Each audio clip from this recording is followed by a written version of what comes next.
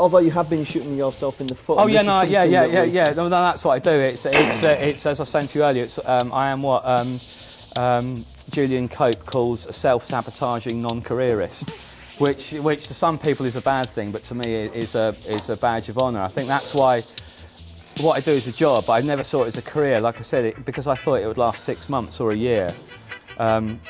I've never thought career, I've always thought job. I never thought, oh right, okay, I've started this music thing.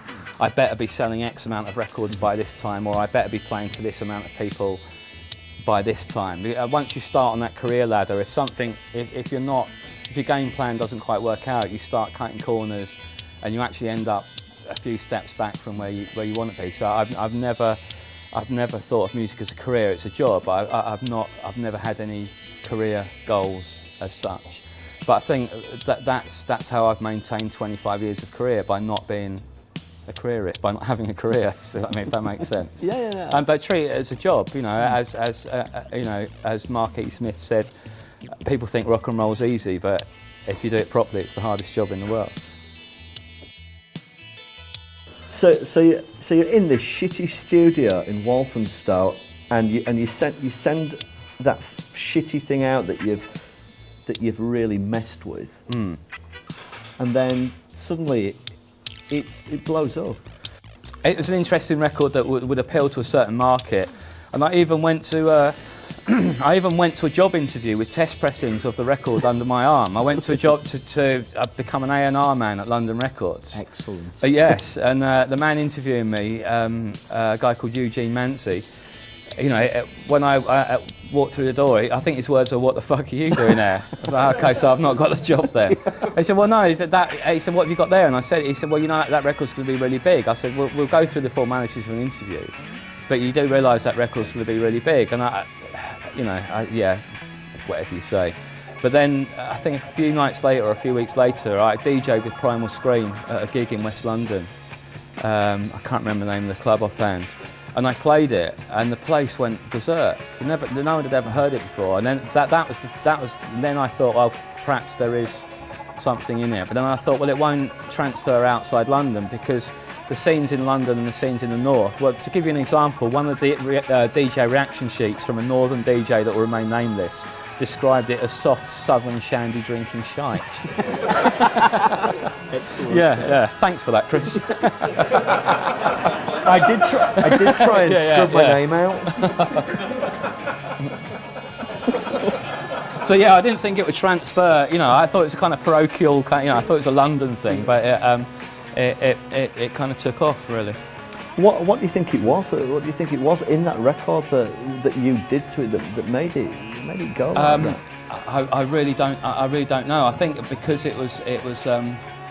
What were you trying to do? What were you trying to do when you know, this is the first real proper foray into. I just wanted to make a record that I would play myself. You know, that was kind of reflected the music I was playing, and it was of a certain tempo, and I wanted to have certain structures, you know, and also as well, because it was my first foray into the studio, I thought I had to make a big kind of splash. So it's kind of however minutes long it is, and everything after that, you know, everything in, you know, kitchen sink. We need another kitchen sink. Have you got any kitchen sinks?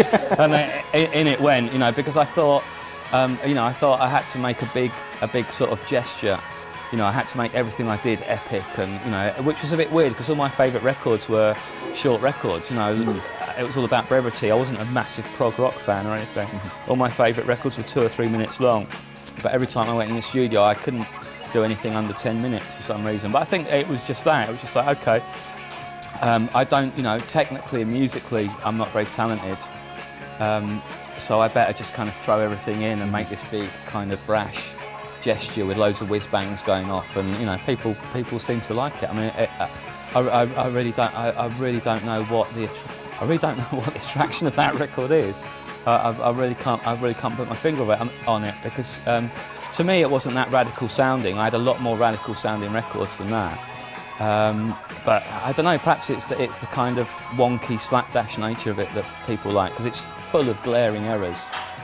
like like. Can you point some of those out? Well, so because next time I listen to it, I can have it. Well, if you completely notice, destroyed. every bar at the end of every bar, there's a cymbal crash, which is just like a bit annoying, you know, like. But because I turn that bit down. I took the wrong bit of the loop, but it's just a 1 bar loop. You know, usually kind of cymbal crashes come every 4 bars or 8 bars, but this is every bar.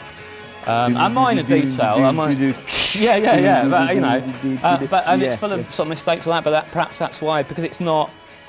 Although I thought about it a lot, it doesn't sound like it sounds like it's a very natural sounding kind of record. It's not. It doesn't sound contrived, and it kind of came out of nowhere. And it kind of brought 2 sets of people that were into indie music and rock and roll, and people that were into the fledgling acid house scene. I suppose it kind of united people, you know. So from being a non-careerist, doing something just that you wanted to play yourself, you suddenly had this thing that was really, really massive, and that must have meant a massive door opening on possibilities of no, it's a double-edged sword. Yeah, massive opportunities, but at the same time, really scared that I was going to be found out. You know, that someone was going to go, he's just an imposter, building site labourer from Slough. So yeah, and so I kind of went on the retreat. You know, it was this world. Music had been this world that I've been fascinated by from a very early age, and reading about it and various characters and myths and legends. And all of a sudden, I was thrust into the centre of it. And I kind of put the defences up a little bit and turned a little bit sort of snotty, you know, got very defensive and was a little bit obnoxious because I thought I was going to be found out. I thought someone was going to say, but he's not wearing any clothes, you know, and so I kind of started believing in my own sort of myths and legends, although I'd only been at it a couple of years. But you know, all of a sudden, what were they then? Well, just running around, just being obnoxious. You know, throw drugs into the equation. You know, basically this dream world, this land of Oz that I'd watched from afar. All of a sudden, I was part of it, and it's a bit of a showbiz old chestnut, isn't it? You know, it happens in all areas of artistic endeavour. That if you've got enough people blowing smoke up your arse, you know, it can turn a young man's head. So it was. You know, I look back on that time. It was enjoyable, but it was also I was at a strange place in my mind, because you're being lured. You start believing your own press a little bit. What was that? I wasn't the well-rounded individual that you see before you this evening, Chris, by any means. Are you well-rounded now? Oh, reasonably, yeah. So, and then you went on to do Screamadelica with them, which. Well, you say with them. Well, yeah. I try and avoid having musicians in the studio when I'm working at all times. So what did you do? The story's been told. I'm not kind of giving the game away. They recorded the songs, you know, the basics with an engineer, and then just pretty much gave them to me and an engineer called Hugo Nicholson, who I worked on it with. And they just left us to it, really. So loads of creative freedom then to. 100%. There's only one. I did a version of Shine Like Stars, which they didn't like, and we went back and did it again. But yeah, I think neither of us had anything to lose at the time. You know, they didn't. I certainly didn't. So we were given free. You know, I was given free rein. They totally trusted me, and that's been my kind of approach to this day. Which is why I haven't produced many albums, because you say to a group, you know, it's great, I'll do it, but leave me alone. It's a kind of Martin Hannett thing. You know, don't have musicians in the studio when you're mixing an album. The bands love that concept. They think it's great, but the record company executives not so keen. So that's why I haven't done many out. You know, I did the Fuck Buttons album. They were there in the studio, but there's only 2 of them. They haven't got a drummer, and their entire kit fits into 2 suitcases, so it was reasonably easy.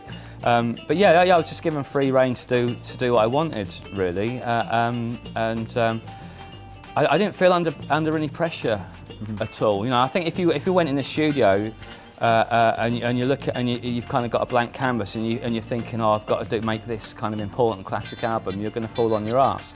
But I didn't feel under pressure at any time. Maybe a little bit sometimes, because we were in an expensive studio and I had to have days off because I'd kind of overindulged the night before. and this studio was like $1,000 a day, sort of 20 years ago. It's quite a lot of money. Yeah. But that was the only pressure that I realised that I was in a kind of professional environment and I should kind of act accordingly. But artistically, I didn't feel under any pressure whatsoever. And I think that's what makes that such a sort of timeless record, because it doesn't sound contrived. And no one's really trying to, you know, no one really knew what they were doing. It's just kind of the random molecules came together and made this, and made a record, which is why you couldn't, you know, we couldn't do it again, because there's too much weight of history and there'd be too much thinking done to come up with something as epic as that record. I mean, the things I always go back to when I get a bit jaded, the sort of bedrock of music that inspires me will be old rockabilly records and probably old roots dub records. That, you know, that's the kind of bedrock, that's the foundation. You know, I listen to a lot of other stuff, listen to a lot of new stuff, but the music that inspires me and informs me and takes me places that I can't describe. I hate using the word spiritual, it's a bit too hippie, but the music that I connect with, you know, on a raw, basic kind of soul level is old 50s rock and roll and roots reggae. I really don't know why. I mean, possibly because it's the first music that probably made me feel funny when I was a teenager. You know, hearing and pre-teenage, hearing 50s rock and roll, and just think I thought it sounded like it came from another planet. You know, which is a common story. You know, when people first hear rock and roll, you hear people say, well, it just sounded like it's not come from this planet. And the same with dub music. It was strange, mystical, otherworldly music.